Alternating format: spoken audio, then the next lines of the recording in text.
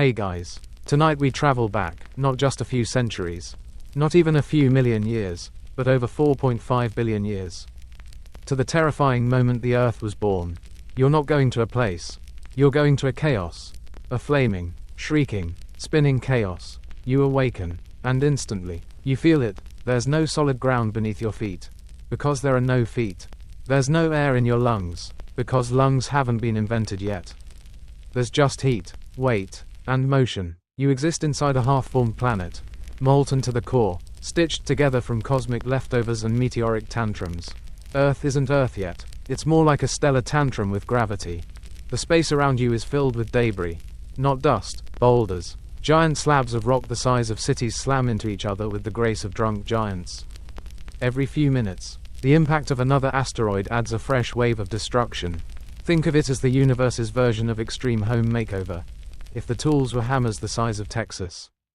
And the result was on fire. You drift, dazed, above a glowing ball of magma. The Earth's crust hasn't formed. The ground below churns like boiling soup made of rock and heavy metals. Iron rains downward in great streaks, pulled toward the heart by gravity, while lighter silicates bubble toward the surface. These are the Earth's first internal organs forming. You're watching a planet digest itself into shape. The sun, still young and angry, lashes out with radiation and solar flares that could fry your non-existent eyebrows off. You don't get a sunrise, you get solar tantrums. Historians still argue whether these early bombardments actually delivered the seeds of life, or just delayed it by a few billion years. Either way, you won't find peace here. And if you're wondering, well, how hot is it really? Picture this.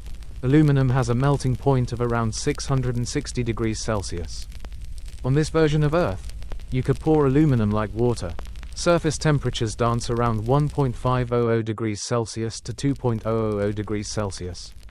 So yeah, better hold off on that beach picnic. You drift closer, almost hypnotized by the lava seas. When suddenly, boom, the Earth shudders violently. Another proto-planet just kissed our forming world with a love tap the size of the moon. Your whole field of vision flashes white, then red, then nothing. The screen goes black. When it fades back in, the Earth has grown slightly. That's right, the planet is still collecting pieces of itself, greedily absorbing other bodies that cross its orbit. You might even recognize one of them as the wandering planet that, spoiler alert, is going to give us something very special later.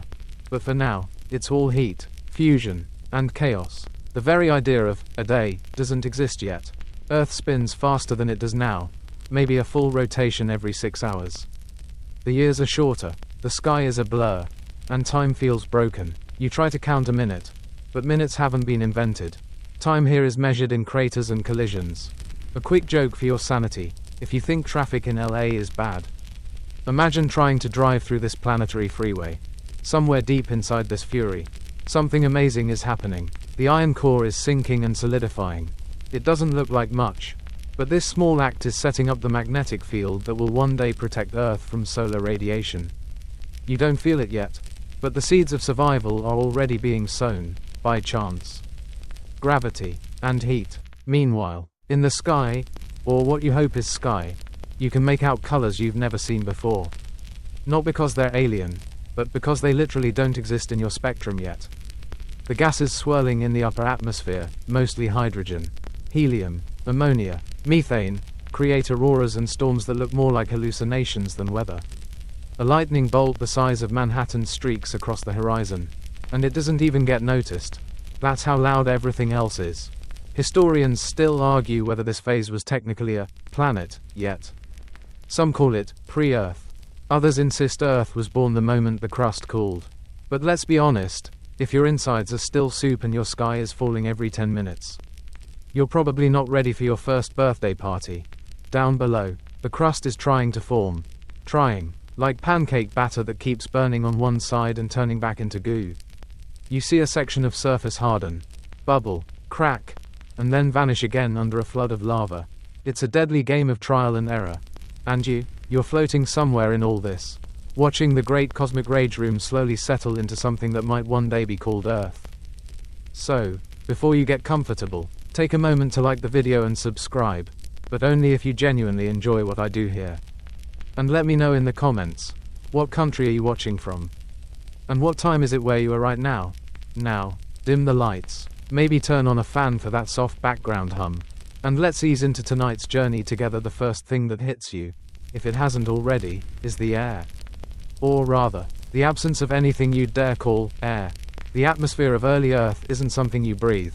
It's something that scalds, suffocates, and blinds. You float through it like a ghost. But if you had a body, it would be melting, literally. You're surrounded by a swirling mess of carbon dioxide, nitrogen, sulfur dioxide, ammonia, and methane, all trapped in a pressure cooker with no lid. This sky doesn't change colors with the time of day. It doesn't fade into soft blues or greet you with twilight purples.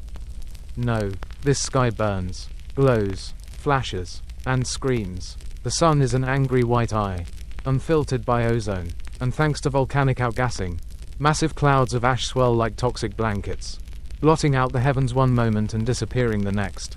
There's no oxygen, no clouds like you know them, but there are storms, if you can call them that. Try to picture lightning, but instead of arcing gently through moisture, it explodes through superheated gas at insane voltages. Entire sections of the sky look like they're cracking open, like the universe itself is short-circuiting. Thunder doesn't roll, it detonates. You'd laugh if you weren't trembling, because this isn't just bad weather. It's permanent weather, the climate of hell, set to repeat until something breaks. Historians still argue whether this was the kind of lightning that could start the building blocks of life. Some suggest it was too violent. Others say the randomness was perfect. But here's a fun fact. Some fringe theories even propose that the constant bombardment of charged particles created temporary freak conditions where proto-RNA could form, for like 5 seconds, then die. But hey, it's a start, right? And now you see it, hovering in the smog like a ghost ship, an early volcano. It doesn't rise like a mountain. It bulges like a pimple on Earth's molten skin, trembling with pressure, and then, without warning, it vomits lava hundreds of meters into the sky. The eruption doesn't stop. There's no eruption cycle. It's a constant tantrum. Lava fountains burst through cracks in the crust like arterial spray, and acid rain falls sideways. That's right, acid rain. As the volcanoes belch sulfur dioxide into the already cursed atmosphere, it reacts with water vapor, yes, that's forming too, and creates the stuff that eats through stone. If you had skin, it'd be soup. You move across the horizon, watching these proto-volcanoes argue with one another, turning entire landscapes into lava lakes and pyroclastic rivers. The air smells of burning rock, if you could smell it without dissolving your nostrils. You wonder what counts as normal here, because this is the calm version. The sun is dimmer now. The chaos has dialed back from a 12 to maybe a 9.5. Still, the wind screams like a kettle boiling over. Jet streams move at hundreds of kilometers per hour, and the landscape is warped by pressure shifts you can't even comprehend. Some days, the sky itself is on fire, clouds ignited by static charge, releasing energy like fireworks launched by angry gods. And you may ask, where's the moon in all this? Funny you should ask, because, depending on the timeline you believe, the moon doesn't exist yet. But spoiler alert, she's coming. And she's bringing the drama. For now, though, Earth orbits alone, spinning faster than it ever will again. A single day is maybe 6 to 8 hours long. Everything is spinning so fast you can hear the crust groan. Let's lighten the mood for a second. If early Earth were a party, it would be BYOV, bring your own volcano. Zero snacks, just sulfur. Music provided by 1.000 decibel explosions. And yes, you're on the VIP list, very incinerated presence. The crazy part, through all this, the planet is trying, really trying, to cool down. It's like a toddler tantrum that slowly wears itself out. Every storm, every eruption, every bolt of skyfire is Earth venting its early rage, trying to settle into something livable. Not now, not soon, but eventually. You drift over a section of crust that's almost solid. You see what looks like land. But don't get too comfortable. This land is made of basalt sheets, constantly torn apart by new lava underneath. These aren't continents. They're more like scabs on a skin that won't stop bleeding. Historians still debate how long this phase lasted. Some say tens of millions of years. Others say hundreds. But all agree, without this brutal chaos, Earth would have never become stable enough for oceans, or life, or YouTube. And if you're wondering how any of this could lead to the cozy blue marble we live on today, well, buckle up, because the next section, the sky finally cries, not with tears, but with boiling rain that never ends. And that's when the oceans begin, the wind softens. Not because Earth has calmed down, oh no, but because something even more relentless is beginning, the rain. At first, you don't even recognize it. Droplets don't fall gently from puffy clouds. There are no clouds. Remember, just churning storms of toxic vapor. Then, through the ash-harzed sky, something begins to drizzle, if you can call it that. Steam condenses, swirls, and crashes down in gargantuan boiling sheets. This isn't a light sprinkle. This is planet-sized crying. You reach out instinctively, and if you had a hand, it would blister instantly. The rain is hundreds of degrees hot, a molten embrace from the sky, hammering the jagged basalt crust below. It doesn't cool the earth, it fights with it. Every droplet hisses into vapor the moment it hits the ground, like you're watching the planet try to cook its own skin. And still it keeps raining. Not for days, not for weeks, but for thousands, possibly millions of years. Historians still argue about the exact timeline. But one thing is certain, this was the storm to end all storms. These torrential downpours didn't just shape the earth, they sculpted it. Craters softened, lava plains cracked, the land was pounded down, split, and torn by a flood that never stopped. In some places, the rain didn't just fall, it punched holes into the crust, flooding volcanic calderas and cracking the surface like thin ice. And the ocean, it wasn't discovered, it was unleashed. Some theories suggest that much of Earth's water came from icy asteroids, pelting the planet like cosmic water balloons. Others believe the water was always here, trapped in the planet's interior and released through endless volcanic outgassing. The truth might be both. You can almost hear Earth sigh. You wanted water? I'll give you water. The result? Oceans deep enough to swallow Everest, and then ask for seconds. You drift above what might be one of the very first proto-oceans. It's not blue, it's not peaceful, it's grey, churning, and furious. Steam rises in thick towers, and thunder booms without pause. Waves the height of skyscrapers crash against jagged coasts that don't yet have names. Tectonic plates, newborn and confused, slide past one another beneath the water, creating trenches so deep they seem to vanish into the planet's bones. And now for a quirky tidbit. Some researchers believe these ancient oceans were carbonated, yes, as in fizzy, due to high concentrations of dissolved carbon dioxide. Imagine swimming in a sea that bubbles like soda, but dissolves flesh like acid. Cheers. Meanwhile, volcanoes haven't stopped. They simply adapted. Now they erupt from beneath the water, creating undersea mountains and toxic plumes. You float above a hydrothermal vent as it burps hydrogen sulfide and molten rock into the ocean. It smells like rotten eggs and hellfire. And here's where it gets eerie. Despite the boiling temperatures and the unbreathable atmosphere, these early oceans might have been the cradle of life. Not in the sunny shallows, but in the darkest, hottest, deadliest corners, right next to these volcanic vents. Historians still argue whether life began here, in these deep-sea chimneys, or if the real spark came from lightning striking tide pools above. But these vents remain top suspects. And tectonic plates, they're finally waking up. You feel a subtle shudder beneath the ocean. That's Earth's crust splitting, cracking, folding like wet clay. You float above a ridge as magma oozes out, hardens, and pushes landmasses apart. No continents yet, but the seeds are there. The land is moving, and it always will. Let's pause for one joke before you dissolve from the tension. If someone tells you they need time to cool off, remind them that Earth took about 1 billion years, and even now, she's still hot under the crust. As the rain continues, lakes form, rivers appear, briefly, and whole valleys are carved. But these aren't like the Amazon or the Nile. These are boiling flows of acid water, cutting through lava rock like knives through butter. Anything solid is temporary, everything is changing. And then, silence. No, not total silence. The storms still rumble, but suddenly, in the middle of all this chaos, you notice a rhythm. The rain slows. The oceans stop boiling quite so violently. Crust begins to hold, not forever, but long enough. For the first time, the Earth is cooling, slightly. It's not comfortable, it's not safe, but it's no longer actively trying to rip itself apart every second. You're floating over the surface of a world that survived its own violence, barely. And this silence isn't peace. It's a pause. The kind you get before the next disaster. Because now, something truly cosmic is headed your way. A massive collision that will not just scar the Earth, but give her a partner in the sky. You feel it before you see it. A low hum pulses through the planet's crust, like a deep bass note reverberating through a giant cosmic drum. The oceans shudder, the wind goes still, the Earth itself holds its breath. Then, on the far horizon, you see it, there. A planet-sized body, roughly the size of Mars, hurtling toward Earth at tens of thousands of kilometers per hour. She's not a visitor, she's not a friend, she's a wrecking ball wrapped in cosmic indifference. There is no time to react. Not that there's anyone alive to do so.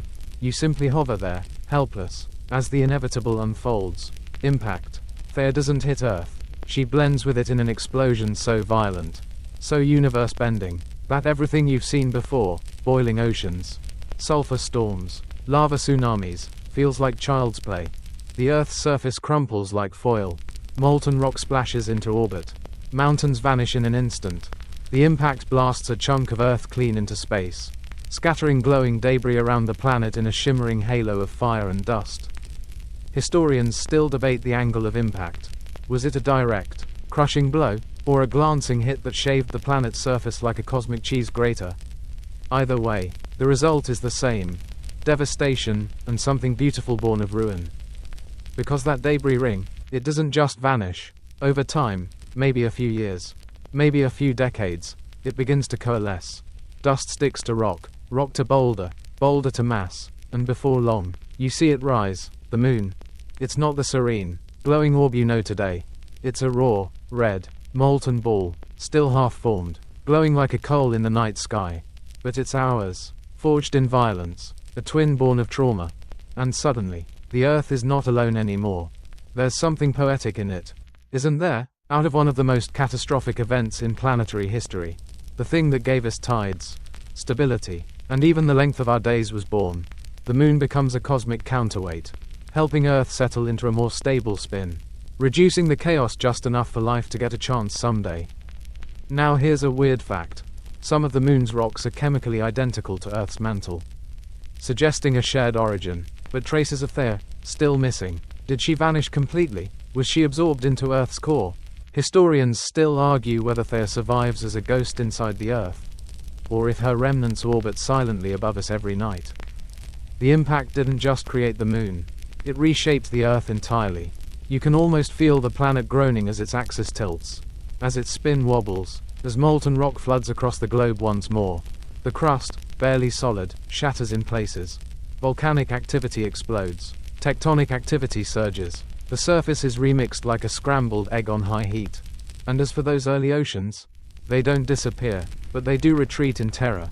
The impact vaporizes vast swaths of water into steam, injecting it into the atmosphere in thick, choking clouds. The rain returns, not as a gift, but as a curse. The cycle of boil cool boil again continues, mercilessly. But something's changed. The moon now exerts a subtle gravitational pull on the oceans, creating tides, currents, and the early pulse of oceanic movement. Water begins to flow not just from gravity, but from celestial rhythm. Let's not forget the best joke you'll hear in a molten apocalypse. Earth got smacked so hard. She made a friend. And while Earth whimpers beneath fresh lava flows and crashing tsunamis, the moon begins to orbit, wobbly at first, then more regular. Every rotation slowly becomes more consistent. Day lengths begin to stretch, not to 24 hours yet, but longer than the frantic 6 or 8 hour days of the pre-moon Earth. You stare up at the sky and watch the moon grow colder, its glow fading from red-hot to soft gray. Craters begin to form, scars of space debris still left over from the chaos. And those craters, they'll never fade. Unlike Earth's shifting surface, the moon will remember everything. She will carry the record of the violence that made her for billions of years. The Earth now spins under the weight of its past and the pull of its new companion. The dance has begun, planet and satellite, scarred and bruised, but paired now, forever. You float quietly as the dust settles, literally. The skies darken again, the atmosphere thickens once more with vapor and ash.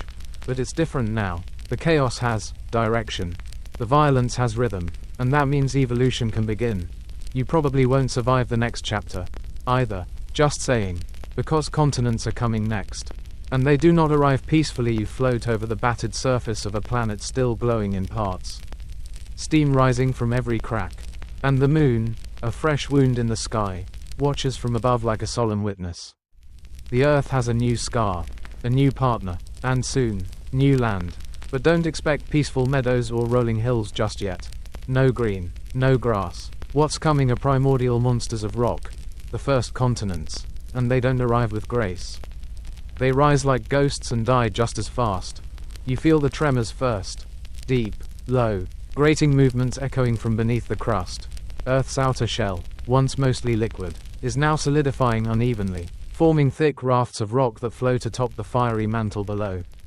These aren't full continents, they're proto-continents. Slabs of crust playing a brutal game of bumper cars. The land is restless, cracks stretch across the surface, leaking lava and gas into every direction. Earth's lithosphere is being born in trauma, torn apart as fast as it forms.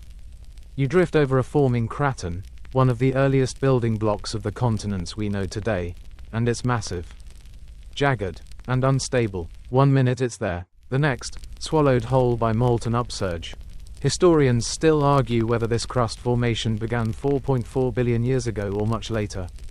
Some ancient zircons suggest the crust cooled sooner than we once believed, while others think these landmasses were temporary illusions, always crumbling back into the mantle. Either way, the early Earth was a terrifying game of now you see it, now you don't. And here's a fun, weird detail. The earliest continents may have been pink. Not grey, not black, but rosy, due to the high potassium feldspar content in the early Felsic rocks. So yes, Earth may have once been the galaxy's most dangerous flamingo. As you drift higher into the sky, the sheer movement of the planet begins to reveal itself. Earth doesn't sit still. Plates, though not yet fully formed, begin to grind, collide, and subduct. Entire shelves of land are sucked under, melting into magma again, only to rise elsewhere. This cycling of rock is the start of plate tectonics, and it will become the heartbeat of the planet for billions of years. The oceans, still steaming but calmer now, lap against jagged shorelines that shift every year. There are no beaches, no tide pools, no hermit crabs scuttling around, just rock and boiling surf. And above, the clouds have changed from endless firestorms to thick, pressurized blankets, still deadly, still alien, but the worst, perhaps, is behind you. Well, this particular worst, anyway. The continents are small, for now, broken fragments, island-like clusters of Felsic crust rising above the ocean.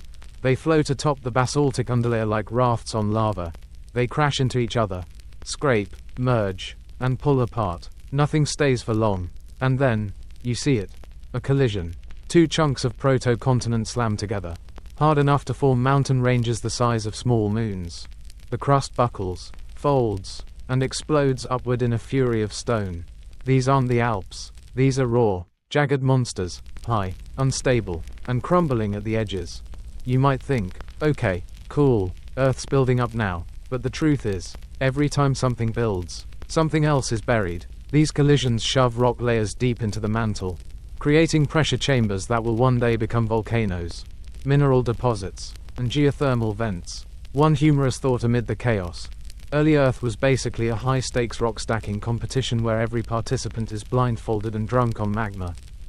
Down below, Felsic rocks like granite begin to dominate over the darker, denser basaltic seafloor. This difference in rock type is what allows land to float higher than seafloor.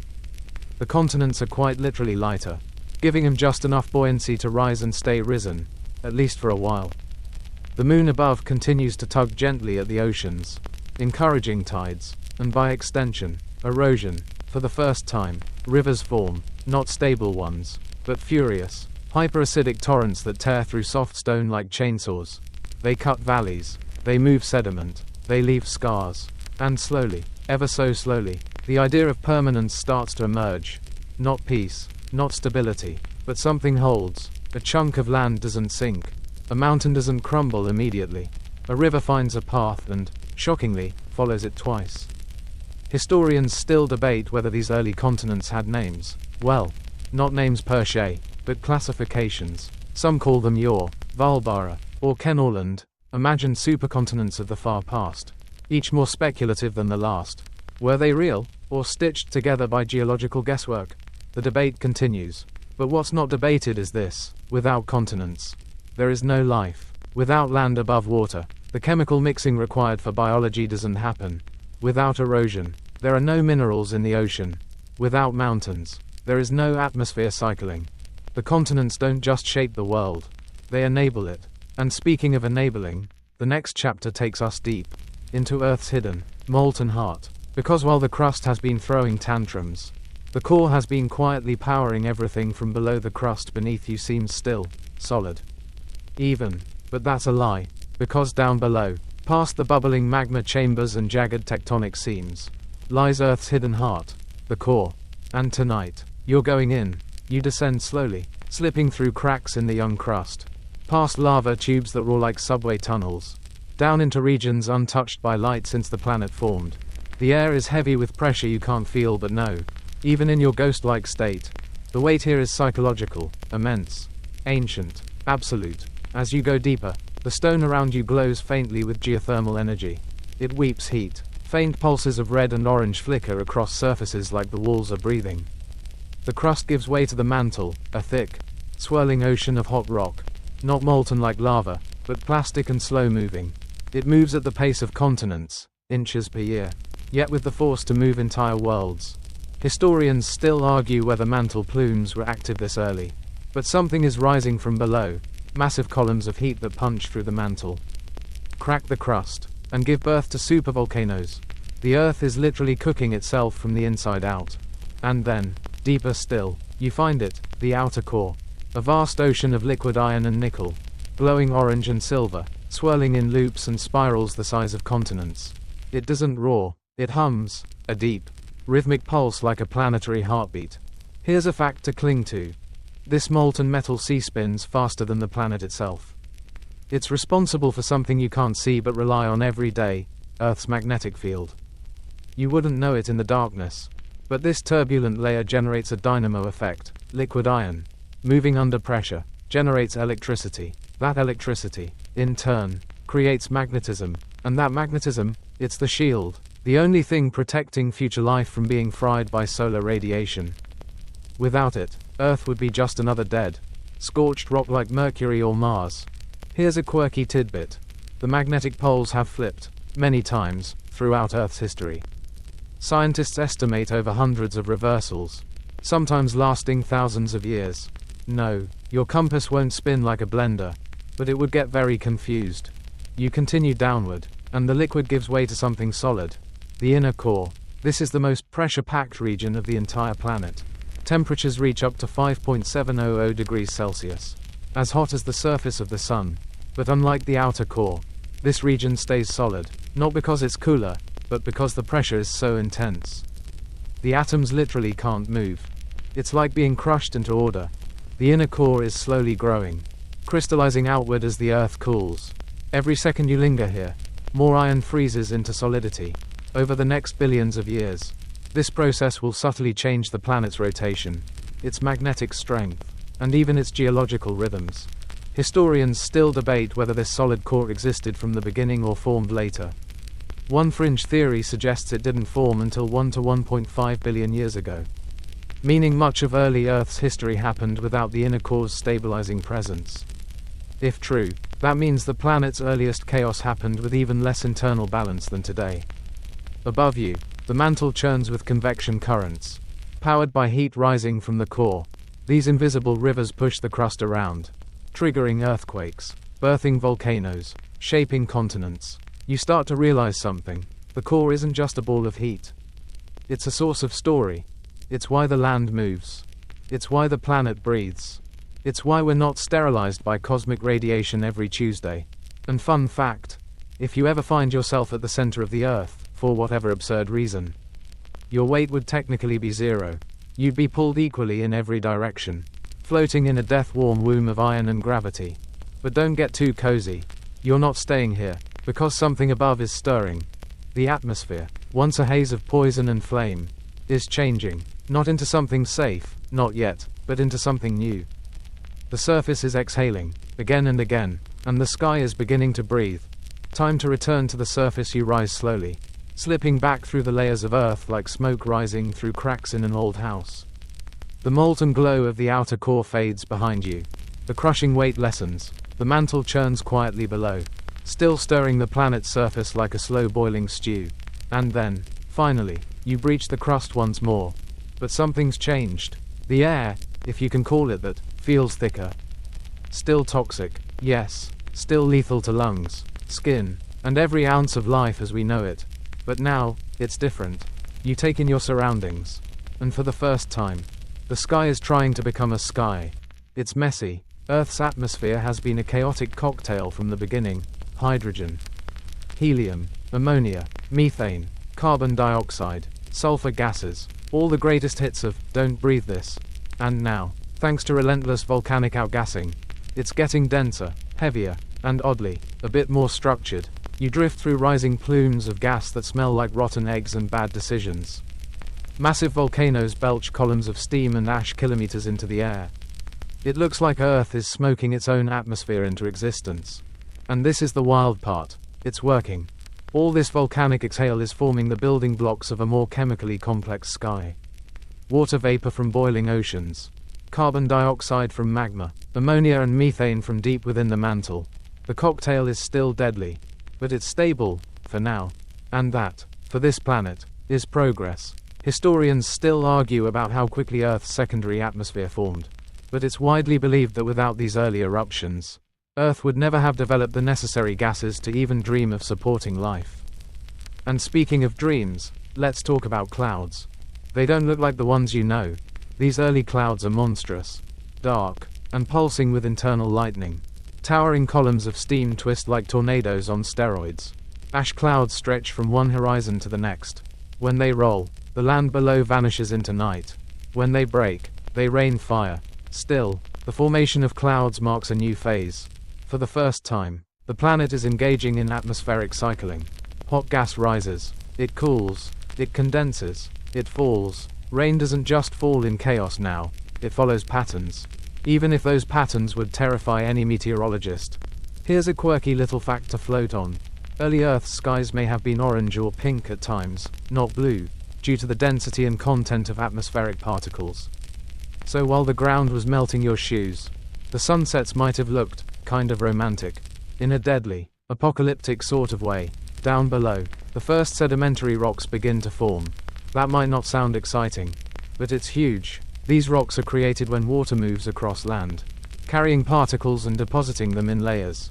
They're a sign that erosion is underway, and that the planet's surface is starting to record its own story. Like pages forming in a book that's just been torn out of the fire. The continents, still battered and moving, are now being sculpted by weather, not just magma. Wind and rain carve cliffs, shift sand, and deepen valleys. The planet is shaping itself in real time. But let's not kid ourselves. This is still a hostile place. UV radiation from the sun still blasts the surface unfiltered. There's no ozone layer yet.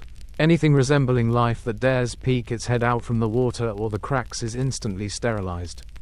Which leads us to one of the most important points of all. No life can exist out here yet. If anything is stirring, it's hiding, deep in the oceans, in the cracks, in the shadows.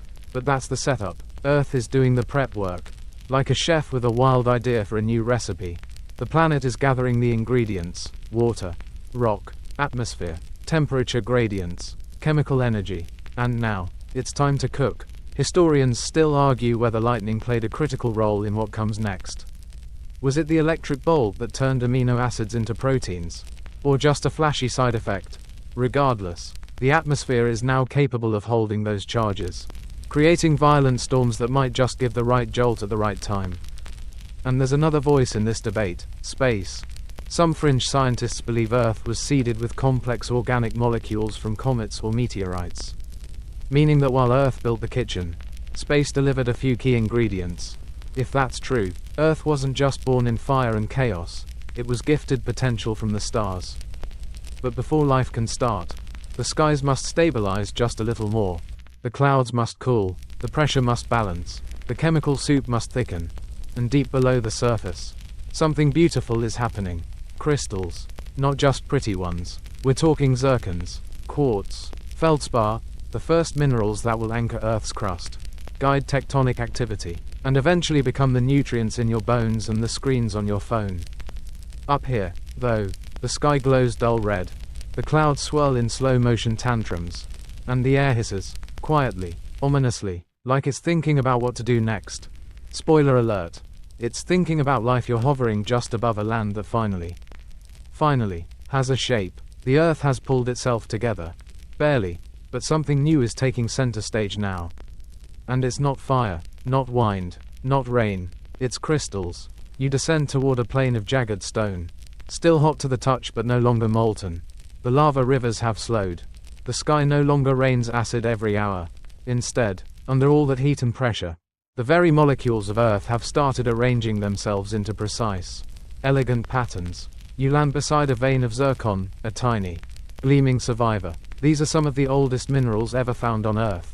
A single crystal of zircon, found in what is now Australia, is believed to be over 4.4 billion years old. That's not just a rock. That's a memory, frozen in atomic lattice, of a time when continents were hallucinations and oceans were steam baths. And these crystals aren't just pretty. They're record keepers. Trapped inside them are isotopic clues about the atmosphere, the temperature, even the very water that surrounded them. Every shard is like a time capsule, sealed before life, before oxygen, before the word, before, even meant anything. You glide across fields of granite, feldspar, quartz, and mica, each one forming as molten rock cools ever so slowly. If it cools too fast, you get volcanic glass, shiny, but chaotic. But slow it down, give it time, and the atoms start talking to each other, arranging themselves into stable, repeating structures. Crystals are what happen when patience meets heat and pressure. Historians still argue whether these early minerals were crucial to kickstarting life. One theory suggests that certain crystal surfaces might have catalyzed chemical reactions, offering a platform where organic molecules could stick, react, and maybe evolve. There's something almost arrogant about these minerals. They don't just exist, they endure. Crystals don't melt easily. They don't crumble under sunlight. They're the bones of the planet. And they whisper, "We were here first." Now, here's a quirky twist. Early Earth's minerals were a smaller club than today's. Only about a few hundred types existed at first. Now, we have over 5,000 known mineral types. That explosion in diversity came later, thanks to oxygen, biology, and billions of years of chaos. But here in the deep past, the mineral world is an exclusive VIP lounge, limited, ancient, and fiercely stubborn. You come across a crystal formation that looks almost artificial, like someone arranged it with intention. Perfect edges, gleaming facets. If Earth ever had a signature, this would be it. And it's not just deep within the crust anymore. Minerals are beginning to weather, break down, and reform on the surface. Thanks to the ongoing tantrums of wind, water, and temperature swings, you see early clay minerals forming as feldspar gets chewed up by acidic rainwater. These clays will one day matter a lot. In fact, here's a lesser-known scientific hunch. Clay might have been one of the first labs for life.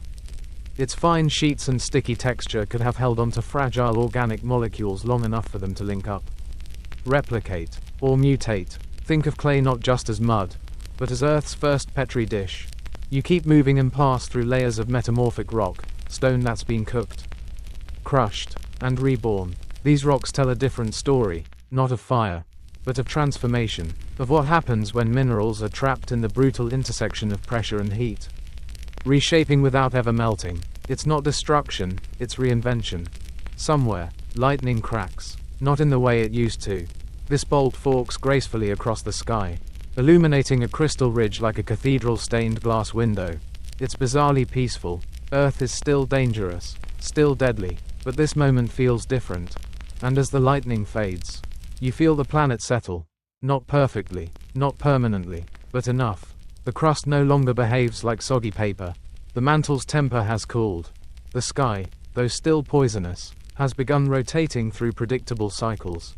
And these crystals, silent, shimmering, scattered across every corner of this tortured surface, stay put. Historians and geologists alike agree. This is when Earth begins to archive, to remember, to store its experiences not just in topography, but in atomic structure. Every grain of sand that will ever exist starts here, in these ancient, sparkling bones. It's almost poetic, amid the violence. Amid the storms, Earth has produced something delicate, orderly, and precise. In a world of chaos, crystals represent the first sign of intentional geometry. They are beautiful, they are eternal, and they're about to be flooded, boiled, and frozen, repeatedly, because in the next chapter, the oceans are about to fight back. The silence doesn't last. Beneath the crust, the heat still stirs. Above it, the sky still looms with menace.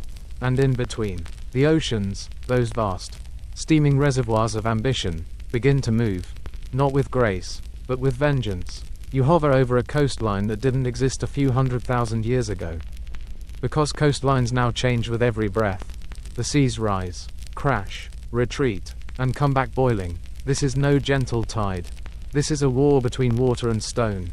Rain still falls, but now it lingers. Pools form, rivers carve through the proto-continents like scalpels. And when enough of it gathers, when the heat below finally relents just enough, something miraculous happens. Oceans stay. They stop boiling, at least for a moment. The surface cools to a mere simmer. You hover above water that is no longer a death trap, but a cradle. It's still acidic, still full of dissolved metals and volcanic gases. But it's beginning to behave like an ocean. It flows, it layers, it responds. And then, it fights back. Tectonic shifts cause massive underwater eruptions. New ridges form beneath the waves, vomiting lava directly into the sea. Water flashes to steam, pressure builds, and suddenly, hydrothermal explosions blast columns of vapor into the sky. Entire sections of sea boil off in minutes. You watch as fishless, lifeless trenches erupt like geysers, reshaping the ocean floor every hour.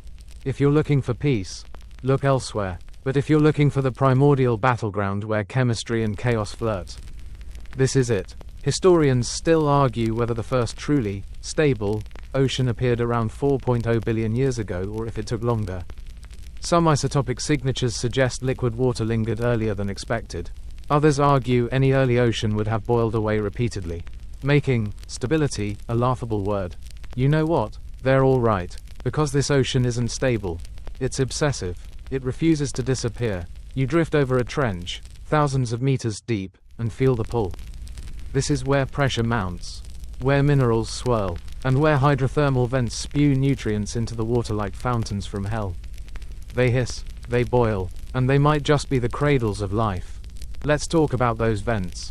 They don't look like much, just black smokers.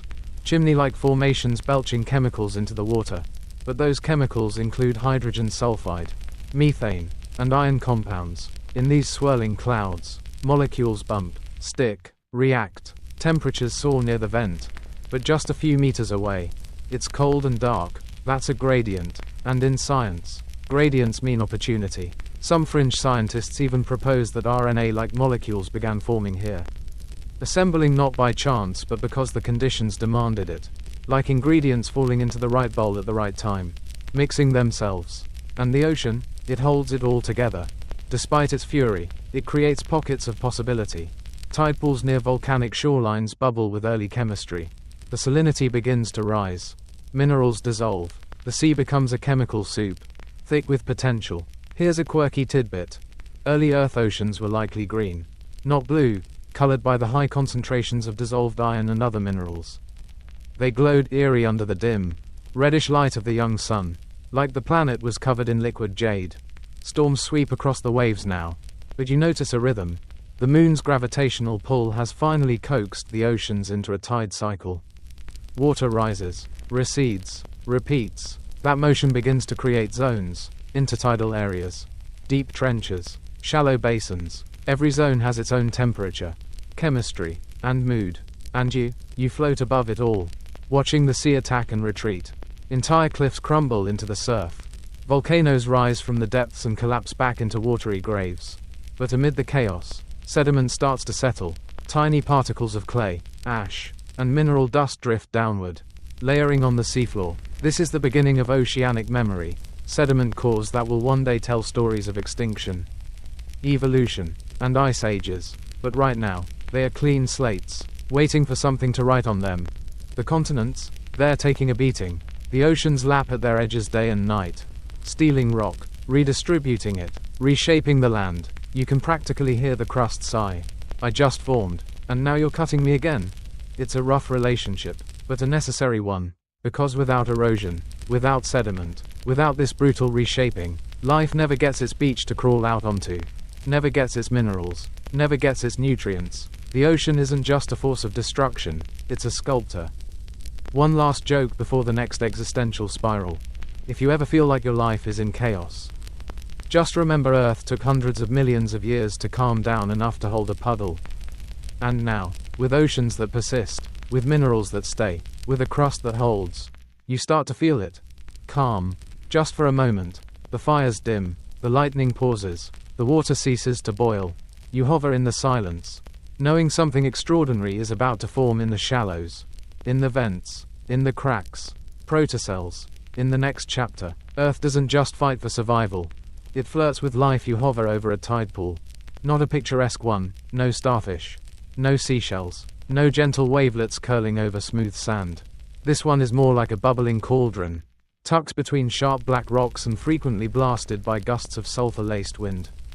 The water isn't clear, it's a cloudy, steaming soup of organic molecules, trace metals, volcanic dust, and lightning-charged ions. Nothing here should be alive.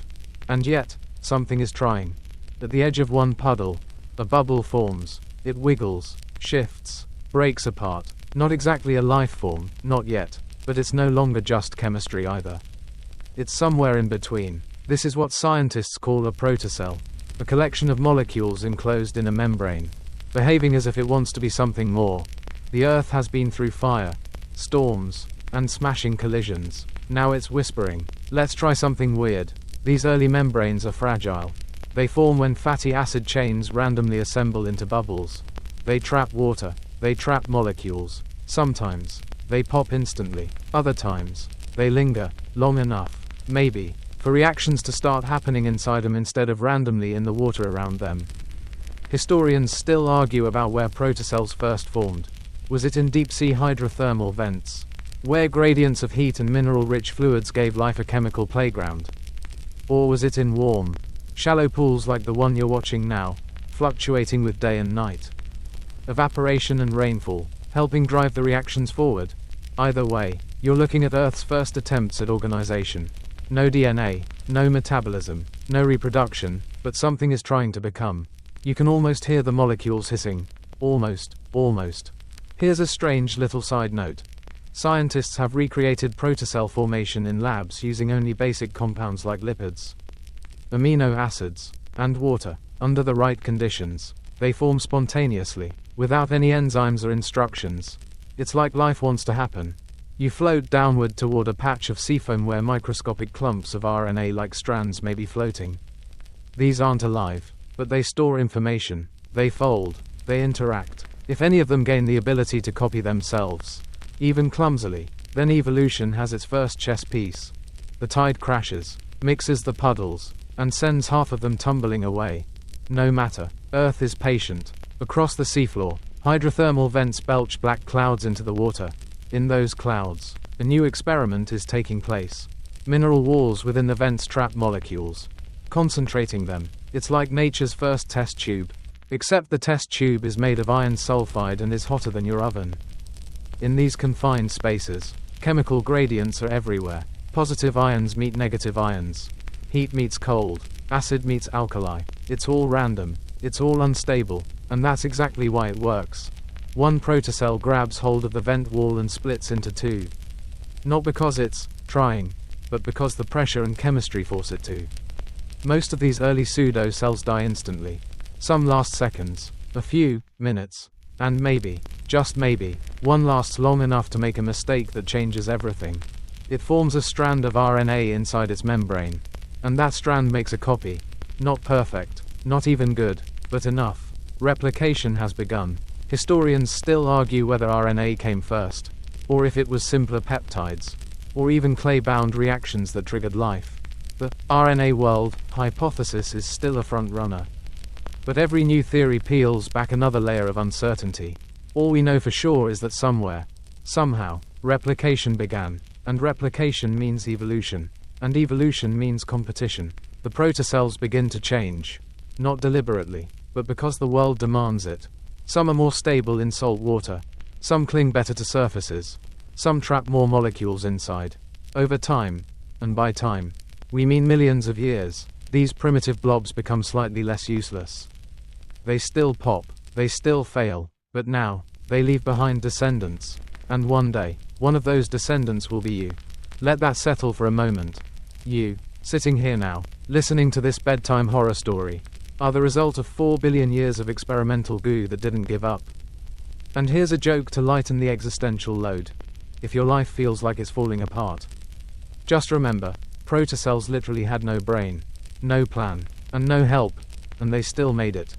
You drift upward from the shallows, watching the tides wash across jagged stone. The wind howls through canyons that didn't exist last week, and below, in hidden cracks, in dark vents, in shimmering puddles, something primitive breathes without knowing it's breathing. Earth has gone from fire to crystal to ocean to chemistry to almost life.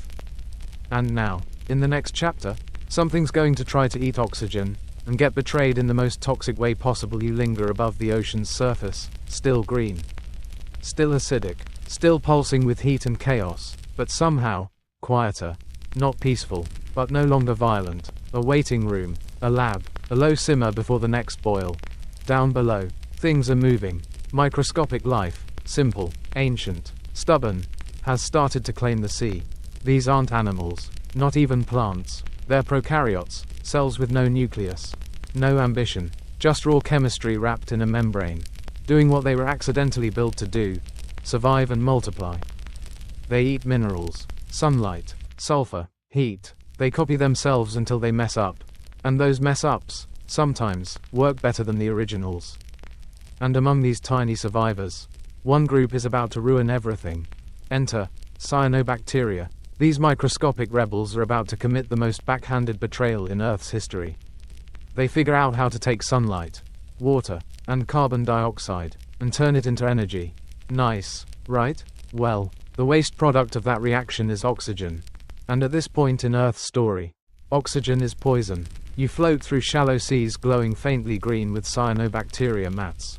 These slimy, sheet-like colonies blanket the ocean floor and thrive in sunlight, belching out oxygen gas as a byproduct. At first, the oxygen bubbles rise into the water and, poof, disappear. The ocean's filled with iron, and that iron grabs every oxygen atom it can, forming rust that falls to the bottom in endless, beautiful waves. This process creates banded iron formations, alternating layers of iron-rich and iron-poor sediment. These bands are literal oxygen receipts, proof of photosynthesis before plants, before animals, before anything with a face. You float lower, past iron clouds settling like snow. But eventually, the ocean runs out of free iron. There's nothing left to mop up the oxygen. So, it accumulates. Slowly, relentlessly. Historians still argue exactly when it happened. But around 2.4 billion years ago, something clicked. The atmosphere tipped. Oxygen began to rise above the water and into the sky. This event is now known as the Great Oxygenation Event. And trust me, it was not a celebration. It was a mass extinction. All those cute little microbes who didn't like oxygen, they died. Some found refuge in sulfur vents. Others were just gone. It's like cyanobacteria threw a house party and accidentally gassed the entire neighborhood. Some fringe theories even suggest oxygen caused a planet-wide cooling, triggering one of Earth's earliest glaciations. Basically, sorry for all the oxygen. Also, here's some ice. You glance skyward and notice something new: the color. The sky is changing, from hazy orange and gray to something bluer. Not perfectly, not yet, but the Rayleigh scattering effect, the reason Earth's sky looks blue, is finally becoming visible as the atmosphere becomes clearer, thanks to rising oxygen and falling volcanic gases. Here's a quirky tidbit: the oxygen didn't just go to the atmosphere. It changed the rocks. Oxidation turned entire formations red, hence the red beds. Ancient geologic records where iron turned crimson in the presence of free oxygen. Earth literally changed color. Meanwhile, back in the ocean, life is adapting. The survivors find ways to live with oxygen, or hide from it. Some evolve enzymes to process oxygen safely. Others build walls, tuck themselves away, or migrate deep below the oxygenated zones. You drift over one of these boundaries, a murky, shimmering line in the water where oxygen ends and anoxic hell begins. It's like watching two alien worlds collide in the same ocean. And above it all, The cyanobacteria keep producing. They don't care. They don't know they're rewriting planetary chemistry. They just follow the sunlight and multiply. Millions of years pass, and the atmosphere slowly thickens with oxygen. The first ozone molecules form in the stratosphere, creating a UV shield. That protective layer will one day allow life to step onto land. But not yet. For now, oxygen is a toxin, a catastrophe, and a tool for transformation all at once. You glide across a shoreline and see strange mounds rising from the shallows. They look like brain coral, but they're not. They're stromatolites, layered structures built by cyanobacteria over millions of years. These microbial skyscrapers trap sediment and grow 1 millimeter at a time. Year after year. And they're still here, right now, in Western Australia, in the Bahamas, living fossils. Still bubbling away after 3 billion years. You hover close, and if you listen, really listen, you can almost hear the soft fizz of oxygen escaping into the sky. One last joke before we drown in awe. Cyanobacteria walked so trees could run, and nearly killed everything while doing it. This is the paradox of early life, to build the future. It nearly erased the past. And in the next chapter, that oxygen becomes a weapon in a winter, locking the entire Earth in ice. Testing life's resilience, once again you hover above the world, watching a planet slowly choke on its own progress. The sky is clearer now.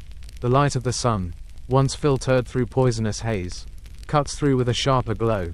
Oxygen levels rise, painfully, persistently. It's not even a big percentage yet, but it doesn't need to be, because even a small amount of oxygen changes everything. It reacts with methane, one of Earth's most potent greenhouse gases, and breaks it down. Methane, which once helped trap the sun's heat, begins to vanish. Carbon dioxide is next. Slowly, subtly, the planet begins to cool. And then, it cools fast. You descend toward the ocean and feel it. The air is dry, the clouds thin, the wind sharp. Then comes the frost. At first, it's just a few crystals forming near the poles. But quickly, the snowline creeps lower, sea ice forms, glaciers grind across the land, rivers freeze solid, you drift over a supercontinent, no, several broken fragments of one, and watch the ice consume it like spilled milk swallowing cereal. This is Snowball Earth, and it's no ordinary ice age. It's a planetary deep freeze that may have covered the entire globe in solid ice. From poles to equator, even the oceans, completely frozen over for tens of millions of years. And no, this isn't a Disney winter wonderland. This is global cryogenic lockdown. Historians still argue whether Earth was completely frozen or if some equatorial waters remained open. A slushball Earth compromise. But one thing's clear. This was bad news for anything hoping to evolve. Or even, not die. You float over an alien-looking landscape. Ice sheets as thick as 2 kilometers crush everything beneath them. Mountains vanish. Entire ecosystems, such as they were, vanish under glittering silence. And still, down below, life hangs on, in cracks, in geothermal vents, beneath the oceans sealed in by frozen lids. Microorganisms keep replicating, barely, but they do, and that's all evolution ever asks for. Don't stop. One quirky fact, the albedo effect, how much sunlight Earth reflects, increased so dramatically that the planet basically rejected the sun's warmth. Ice reflects heat, so the more ice there was, the colder it got. A feedback loop of doom. The ultimate cosmic, thanks. I hate it. So how did Earth escape? The same way it always has, rage. Deep beneath the icy crust.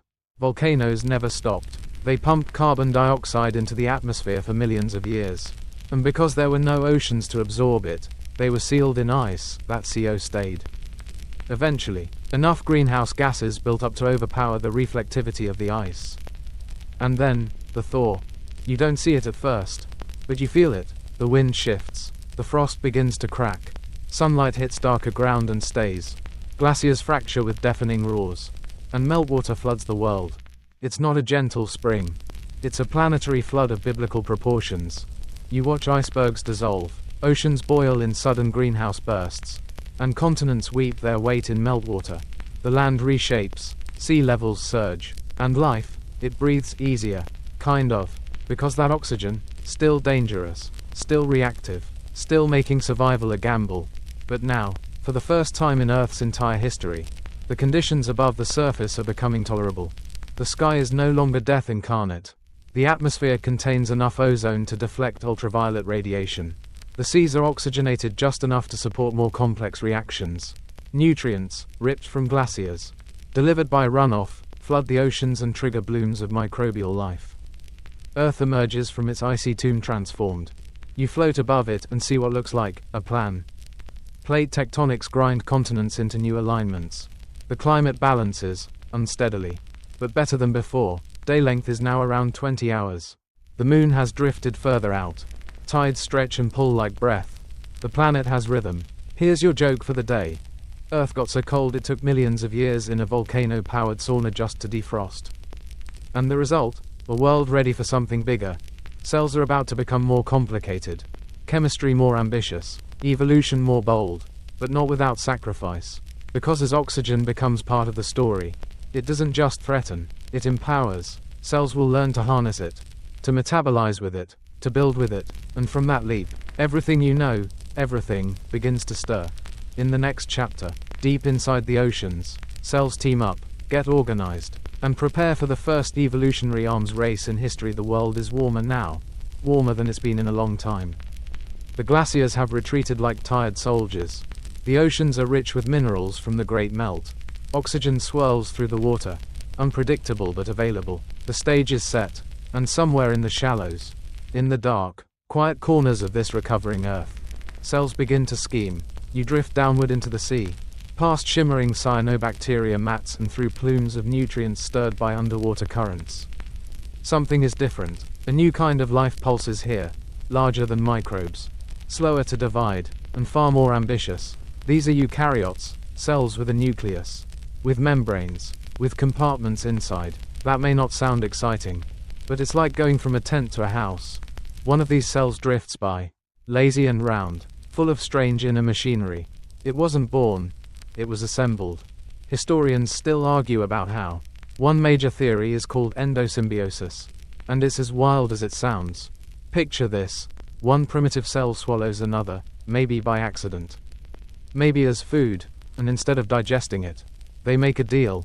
The swallowed cell becomes part of the host, taking over energy production, and eventually becoming an organelle, something like a mitochondrion, which will later power everything from your heartbeat to your TikTok scrolling. Yes, your mitochondria have a long, weird history of being ancient bacteria that cut a deal instead of getting digested. You hover over a cluster of these newly empowered eukaryotes.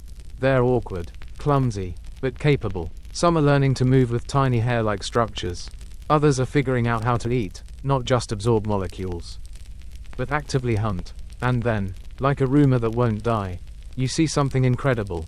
Two cells join together, not in the amoeba hugs amoeba kind of way, but something deeper. Their DNA merges.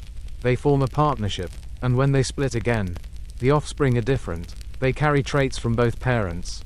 They've invented sex. No romance here, just recombination, the reshuffling of genetic material, allowing for faster evolution, more variety, more options for surviving this unpredictable world.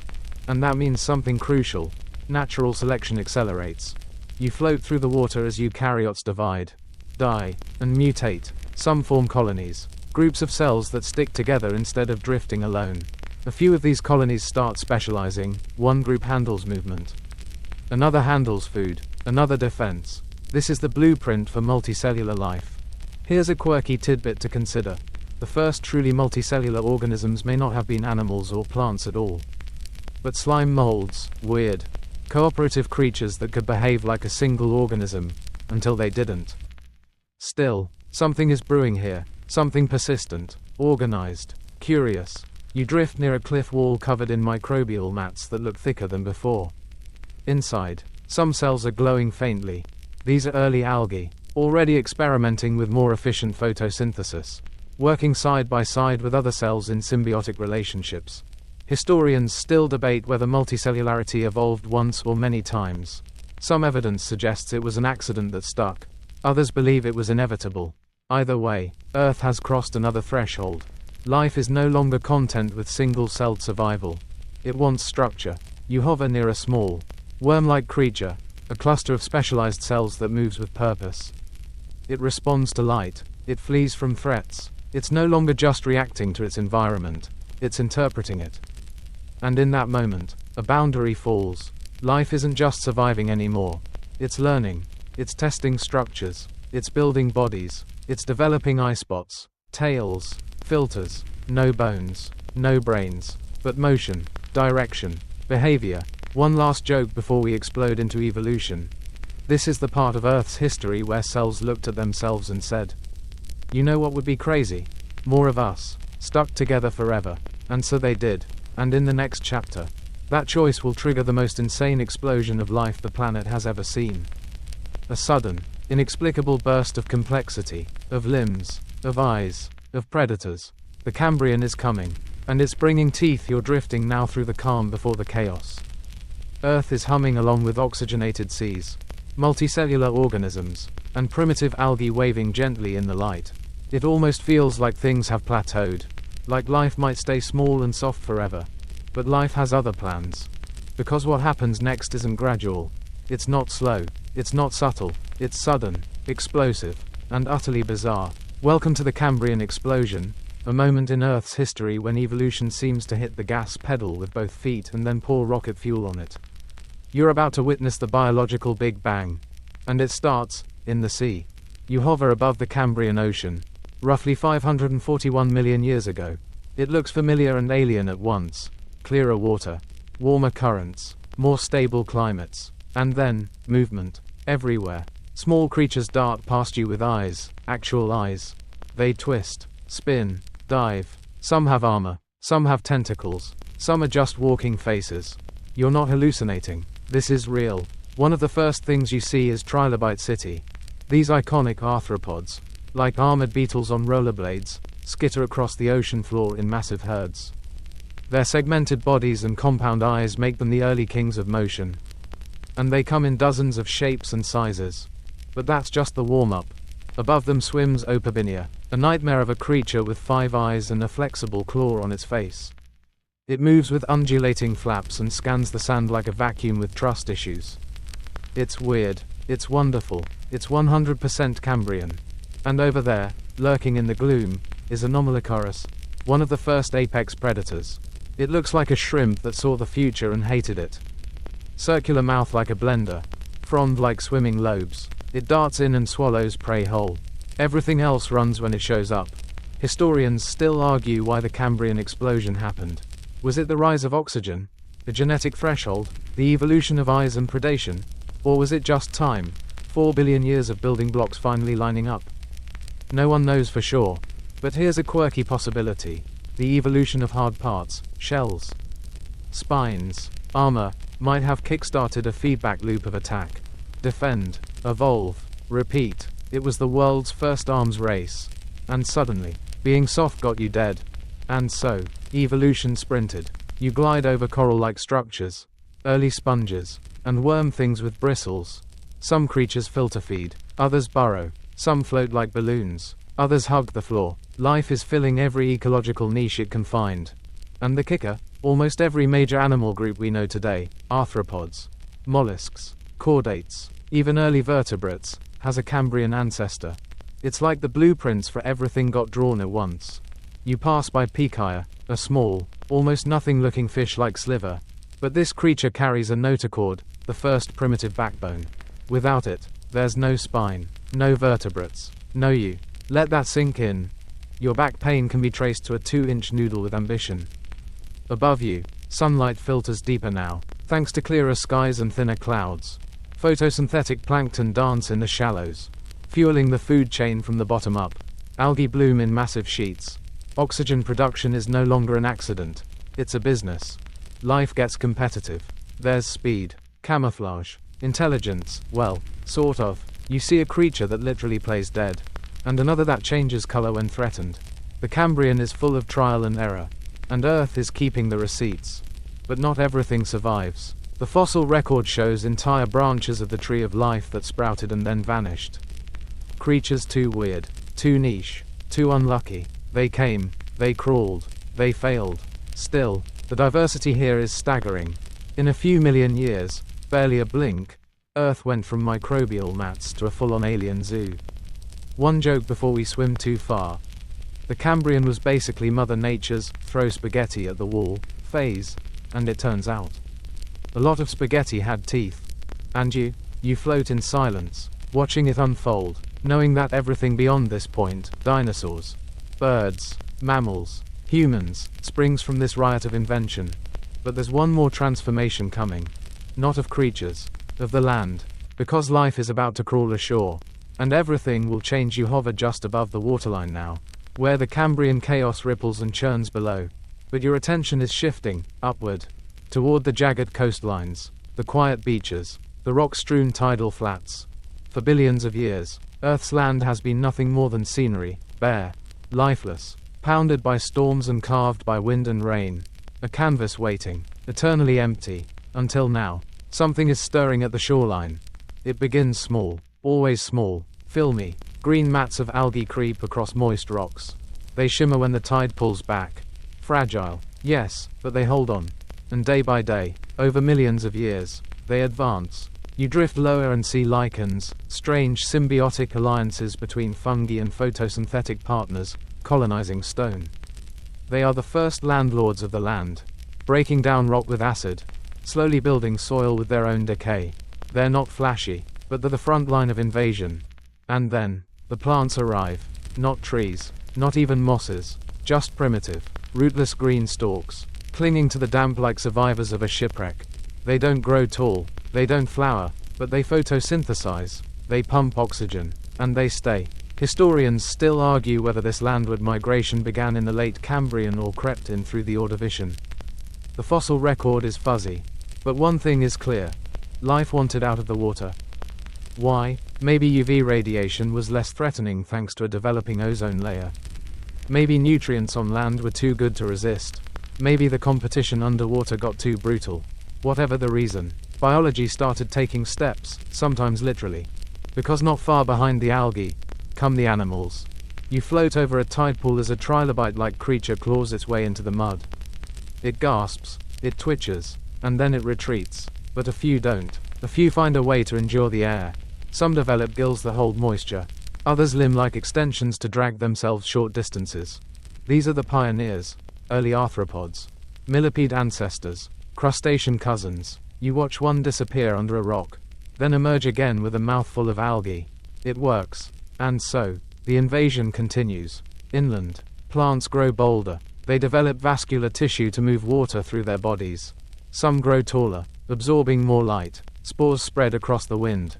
Primitive forests form, still small, but visible. Ferns, club mosses, early horsetails. They anchor the land. They own it. And with them come the first real soils.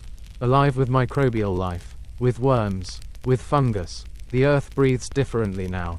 Rain falls and stays. Roots crack stone. Organic matter builds. You float over one of these ancient patches and realize, this is a turning point.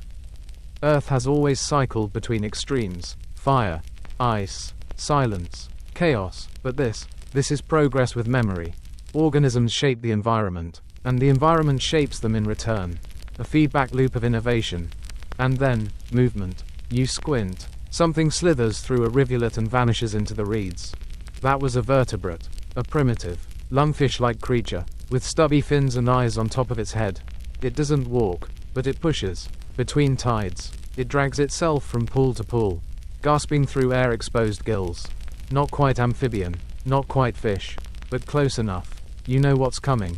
This is the doorway to tetrapods, to vertebrates on land, to limbs, to lungs, to legs. It's not here yet, but the potential is undeniable. And above all this, the land, the forests, the crawling life. The sky is blue now, truly blue. Oxygen hovers at breathable levels. The ozone layer shields the surface. Days are 24 hours long. The moon's pull keeps tides regular. The planet, once on fire, once frozen, once sterile, is alive. One final quirky fact before the lights go low.